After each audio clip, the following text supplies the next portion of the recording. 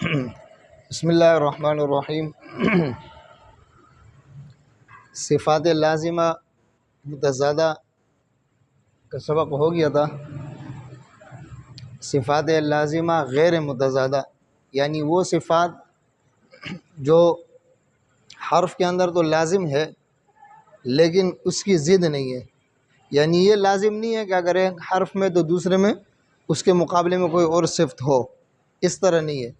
صفات لازمہ متضادہ میں یہ تھا کہ اگر ایک حرف میں مطلب ہمس ہے اور دوسرے میں ہمس نہیں ہے تو ہمس کے مقابلے میں دوسری صفت ہے، اور اس میں اس طرح نہیں ہے۔ اس میں اگر مطلب صفیر ہے تو صفیر کے مقابلے میں کوئی اور صفت نہیں ہے، اس لیے یہ متضادہ نہیں ہے۔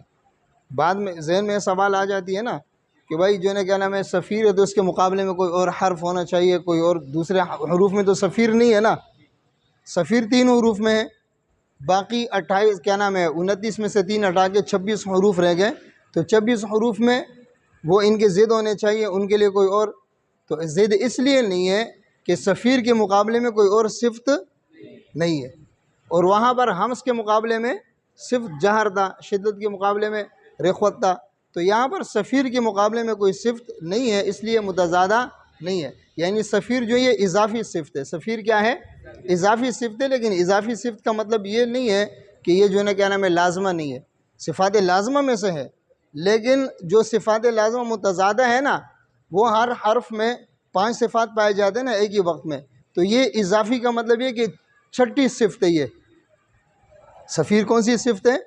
5 وہ صفات تو پائے جاتے ہیں ان حروف میں، سین صاد اور ذا کے اندر پائے جاتے ہیں، لیکن جو ہے کیا نام ہے یہ اس کے اندر یعنی 6ٹھی صفت ہے۔ کون سی صفت ہے؟ یہ 6ٹھی۔ بات سمجھ میں آ رہی ہے؟ تو یہ جو ہے نا صفیر کا مطلب یہ کہ اس کے ادا کرتے وقت ایک تیز سیٹی کی طرح آواز نکلتی ہے، سیٹی کی طرح، اس کو کیا کہتے ہیں؟ صفیر۔ اس کو کیا کہتے ہیں؟ بات سمجھ میں آ رہا ہے؟ اور ان حروفوں کو صفیریہ کہتے ہیں، صحیح ہے؟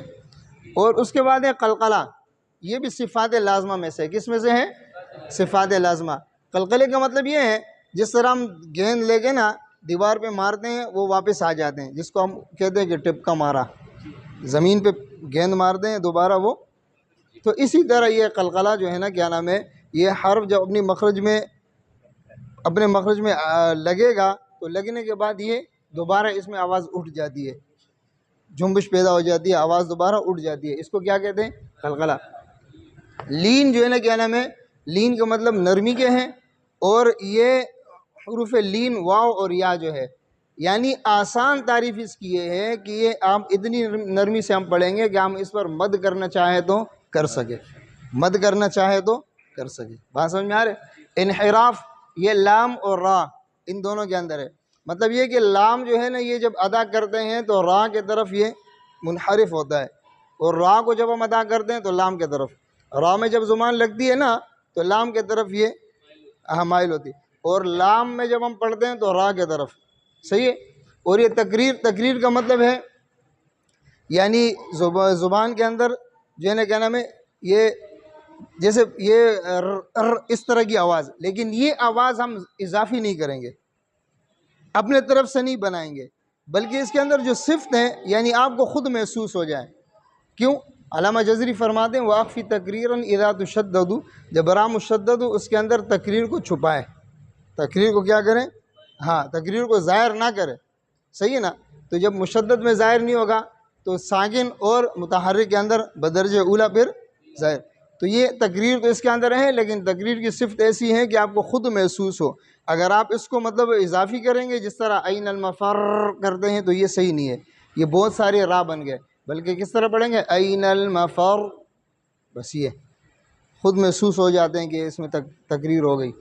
تفشی یہ شین کے اندر ہے، منہ کے اندر آواز پھیل جاتی ہے شین میں، اس کو کیا کہتے ہیں؟ تفشی۔ اور استطالت یہ صرف جو ہے نا صرف ذات کے اندر ہے، کس میں ہے؟ ذات کے اندر، یعنی یہ حافظ لسان جو ہے نا یہ مکمل داڑوں کے ساتھ جو ہے نا کیا نام ہے لگ کے مکمل داڑوں سے یہ ادا ہوتا ہے، صحیح ہے نا؟ تو اس کے اندر جو ہے نا کیا نام ہے یہ تھوڑی سی جو ہے نا لمبائی ہے، کیا ہے؟